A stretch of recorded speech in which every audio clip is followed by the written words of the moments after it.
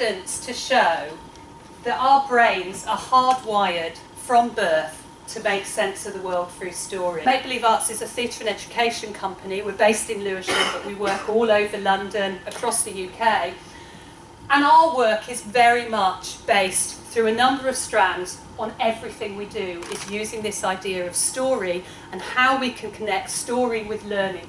And I'm so passionate about this thing called story that I want to prove to you, before I go any further, how our brains are hardwired to make sense of the world. I'm going to read you a list, okay?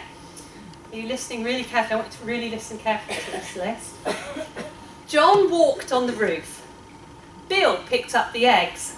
Frank built the boat. Who built the boat? Fred. Frank. Oh, yeah? Some people are going, oh, I don't know. By using story, I can now give everybody 100% recall. Santa walked on the roof. The Easter Bunny picked up the eggs. Noah built the boat. We're going to call these out together, okay? Who walked on the roof? Santa. Who picked up the eggs? Easter Bunny. Who built the boat? Noah. 100% recall. That is the power of story, because immediately you make a connection, you make a story connection in your brain. We can give that centre stage in our classrooms. We have a powerful tool that will truly support our children in talking. And Vivian Gussin-Paley, she saw the power of this thing called story. She saw the power of what was happening outside of the classroom, and that for her was, how can I bring this in? How can I bring in this powerful thing and give it centre stage? And that was where she created storytelling and story acting. And at Make Believe Arts, what we've done is we've taken storytelling and story acting and we've begun to work with it under what we call the helicopter technique of storytelling and story acting. Storytelling and story acting, the helicopter technique, how does it work? Well, first of all, this is the most expensive part. You have to have masking tape. So, I will mark out my stage.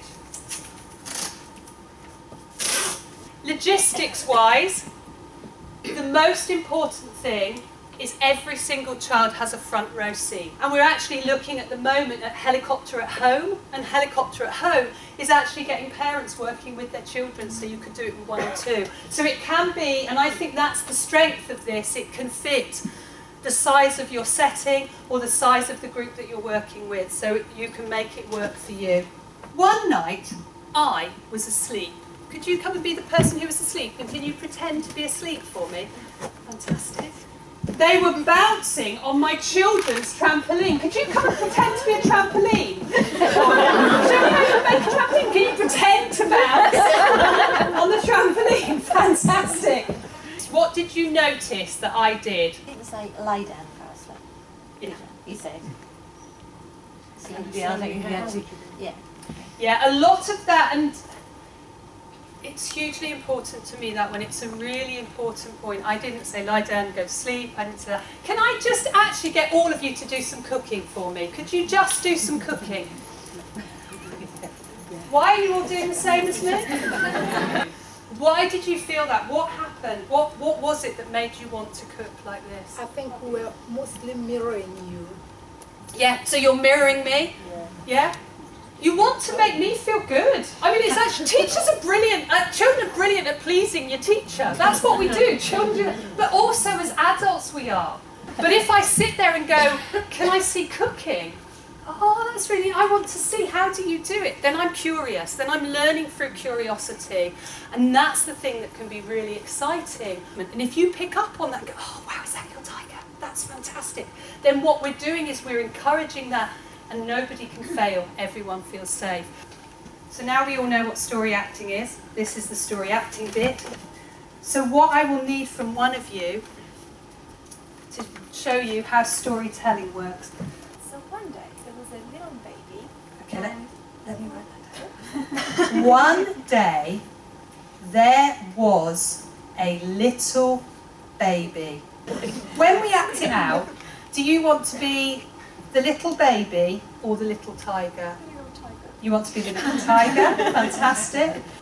What did you notice? What things did I do? You wrote down exactly word for word as she described it. Yeah, it's really important that. And there's massive links that we're making with literacy when we do this. Saying the words as we write it down. By doing that, what we're showing to the child is there's a series of letters, there's a gap, there's a series of letters, there's a gap. I mean, I've had 3 years going, I want to be the Batman. Because they know where that word is on the page is the most important word on the whole of that story. That's their word. So they're making those connections. Once upon a time, there was a little baby. And you can be the little baby. And can I see how the little baby moves? He was very lonely, lying in his little bed. With this approach, what you can do is really, truly get children talking.